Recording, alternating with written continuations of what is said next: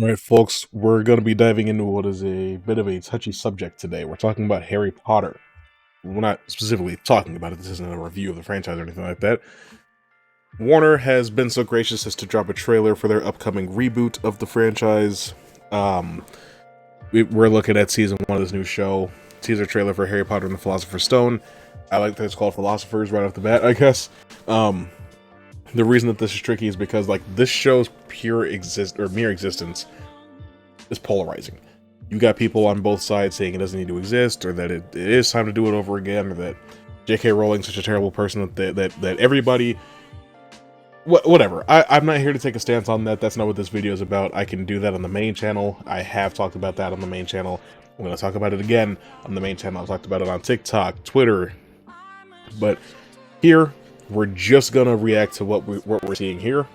A couple things to look out for that I do think are interesting in comparison to the original. Again, called Philosopher's Stone. They changed it to Sorcerers here in the West because they didn't think that we knew what a Philosopher's Stone was.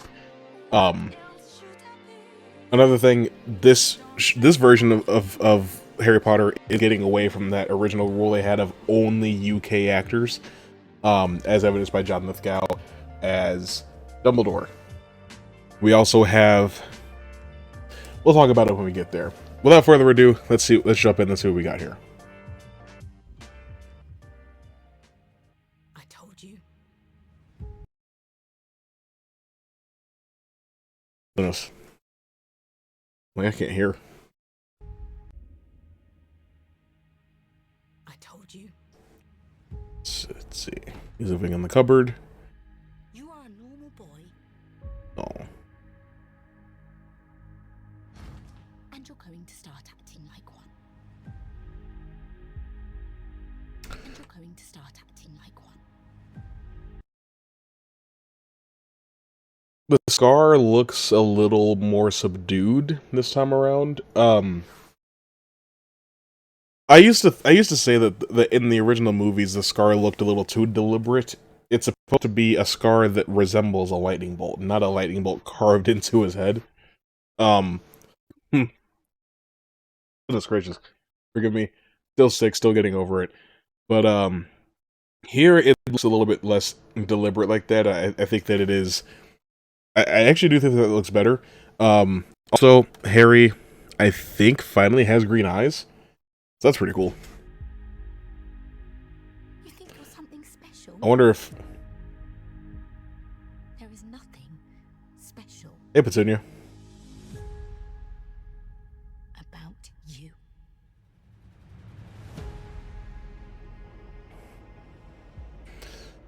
I've always wanted to know about my parents.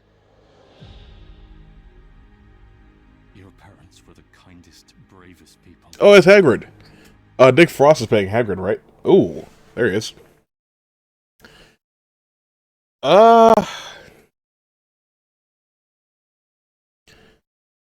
Your parents were the kindest, bravest. He doesn't really strike me as part giant here. He kind of just looks like a big guy. Hagrid is supposed to be giant. That is one thing that the movies kind of... The movies weren't very consistent about his size in comparison to a lot of the other characters. They tried to do that.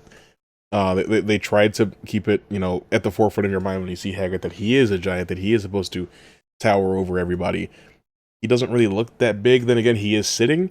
So, I don't know. We'll have to see what it looks like when he stands up. As far as, like, visually speaking, comparison to Ronnie Coltrane, I think he... I just keep getting him when his eyes are closed. He looks fine. His hair's... Like, I don't want to nitpick, but it's just like his hair's a little, like, neat compared to his beard. I don't know. He looks fine. That's Hagrid, you know. They stood up for what they believed was right. The next time I see you, we'll be in Hogwarts. Where's Ron? There he is.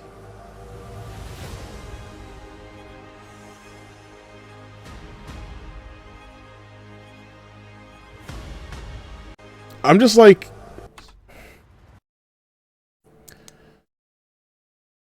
I'll save my thoughts till the end when it comes to King's Cross and whatever else.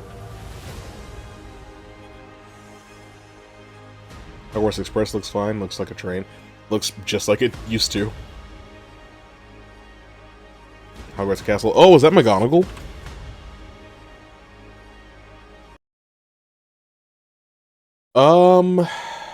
She looks younger than she did in the original film timeline, which is interesting because her age was retconned. Maybe not intentionally, but her age was retconned in Fantastic Beasts and Crimes of Grindelwald to say that she was a teacher at Hogwarts before she was canonically born.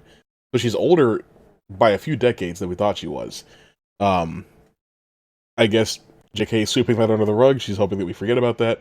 I didn't forget. Hey, Minerva. How you doing? Is that the Sorting Hat? Is that its mouth? Ew. Mr. Potter, I think we can expect great things from you. Oh, is that Ollivander? I think we can expect I want to see the great wand. things from you.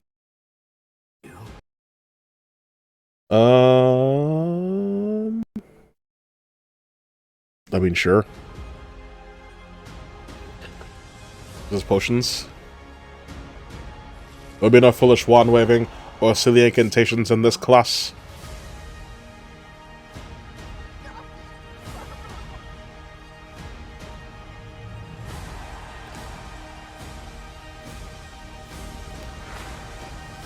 Oh, that's Snape.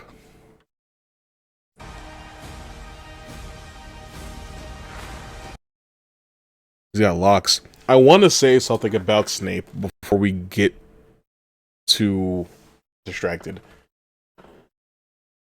The purpose of this video is not to take a political stance against or in support of J.K. Rowling or Harry Potter or Warner Brothers or Netflix or any of it, okay? I don't care. Though if Netflix does not end up acquiring Warner Brothers and it does end up being Paramount instead, will this show be on Paramount Plus? Anyway, I just want to say, I don't know this actor.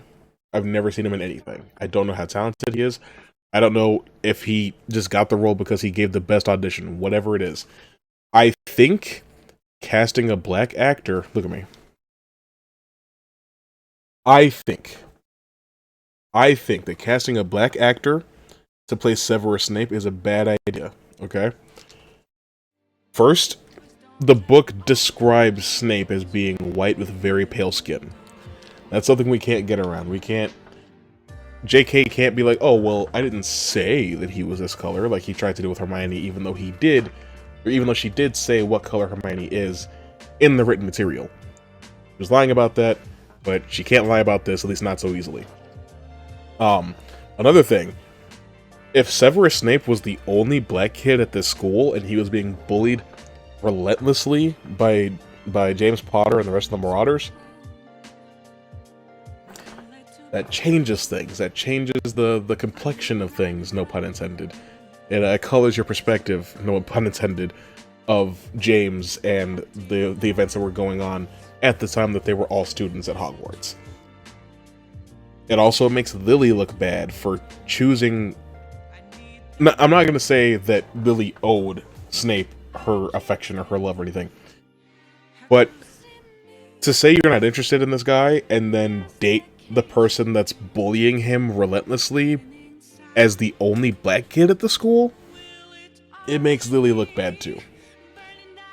Also, I just feel like even in absence of that, it's a change that's very superfluous. I mean, I do appreciate that they didn't just give him like a wig to look like Alan Rickman. He does have a proper hairstyle, but it's one of those things where it feels like the change was made for the purpose of generating controversy and getting people to talk about it. I don't know. I don't have proof. I don't work at Warner, obviously. That's just speculation, but it seems like that's the situation. It feels as though they made this casting decision to generate discussion. I don't like that. And it's an interesting thing online where it's like you have people pretending to... Yeah, you have certain people pretending to care on both sides.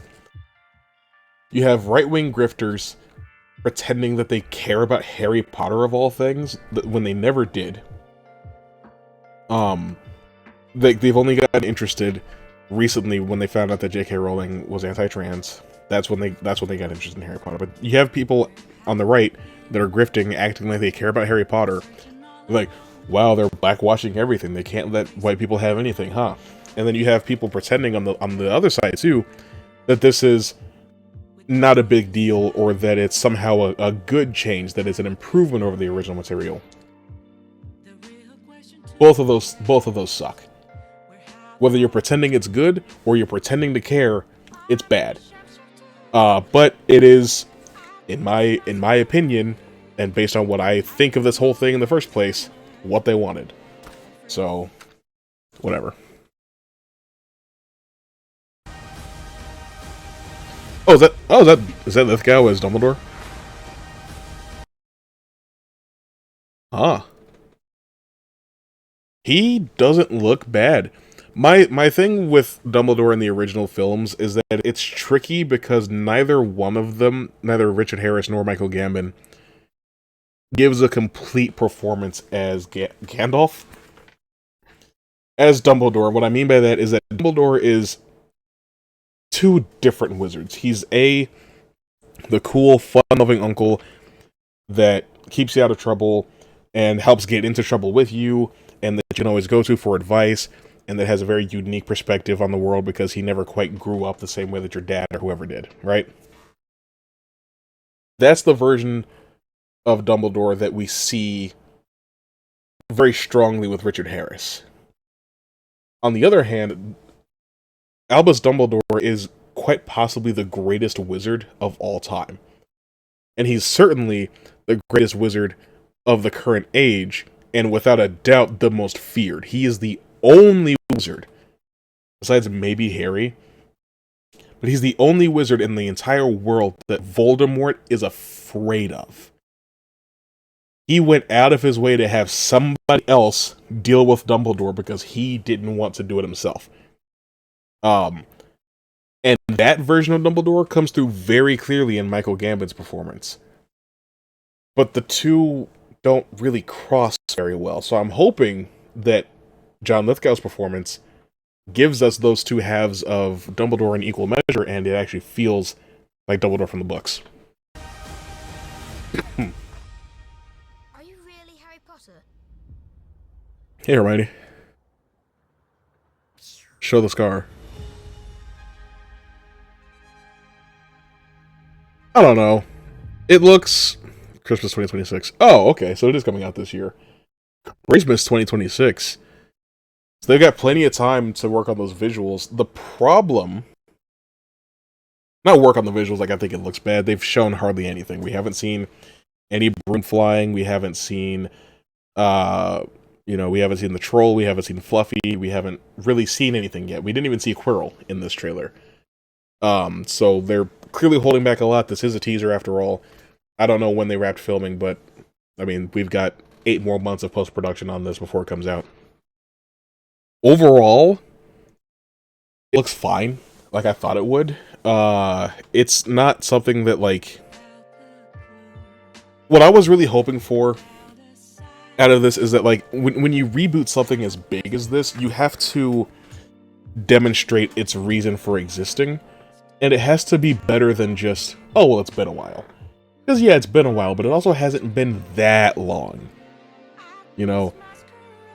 Especially because the franchise didn't really die. Like, the longest span of time that we've had between Harry Potter films since the franchise started was 5 years. You look at other franchises, you know, Star Wars went away for 16 years between episodes 6 and 1. And then 10 years between 3 and 7. And episode 9 came out 7 years ago. You know, Avengers, there's been 7 years between Avengers 4 and 5. Like, these are longer gaps than there ever has been when it comes to the wizarding world and its presence at the box office. 5 years between Deathly Hallows Part 2 and Fantastic Beasts 1. There's plenty of material that JK has written that you could still adapt. There's also a stage play that they were talking about making a movie out of. So it's not like Harry Potter ever really went away. it's been very present in in pop culture for the last 25 plus years, 30ish, a little bit over 30 years, I think, since the first book came out. It was 1994, right? It has not necessarily been long enough that it demands a reboot. It's not like Dune, where it went away for almost 40 years, and the only thing that it really had was like a sci-fi TV show on the Sci-Fi Channel that nobody really watched. You have to, I don't know, you have to give me something to latch onto that the original movie did not provide. That's not here in this teaser. It could be in the show. You know, I'm probably still gonna watch it. But like that wasn't enough to convince me that this whole reboot was necessary. But it's not necessarily my place to say. It just, I don't know, they're using a lot of the same locations as the original. They're using some of the same actors as the original. They're using the same score as the original. It's hard to feel like this reboot of Harry Potter is being made for any purpose other than corporate greed. This show is just a cash grab. That's how it feels. That's how it's coming across. Because it's Harry Potter. It's the biggest thing in the world, you know? Like the biggest advantage, and this is what I've been saying for a while, that you could really have from adapting Harry Potter over again into a series instead of movies this time, is that you have more room to be more accurate. You could do 8-episode seasons for the first 3 books, and then 12-episode seasons for the rest of the books. But a season of television takes longer to film than a movie does, you know? And so the kids are gonna get old again too fast, you know, and we're probably still gonna be cutting out a lot of the same stuff. I just feel, I don't know. That's entirely speculation. But because like those first 2 books, or those first 2 movies are like page perfect to the books, to the point where like the second movie I think is incredibly boring, because I think that the second book is also incredibly boring. But whatever, you're not here for a review of Harry Potter. You're here to see me react to the trailer, and I've done that. What do you guys think about any of what I've talked about? Do you think that this show looks interesting? Do you think that Harry Potter needs to be rebooted? Do you think it's really time to do it again? What are you looking for out of this version of the story that you didn't get out of the movies? Or maybe out of the books, you know? Do you think that this is going to be like the definitive, like, picture-perfect version of Harry Potter? This is the one that you recommend to people moving forward. Whatever it is, whatever you think, comment below and let me know, always. And if you want more videos from me, I've been doing a lot of death battle reactions. So you are not starved for content, trust me. Anyway, I'll see you later.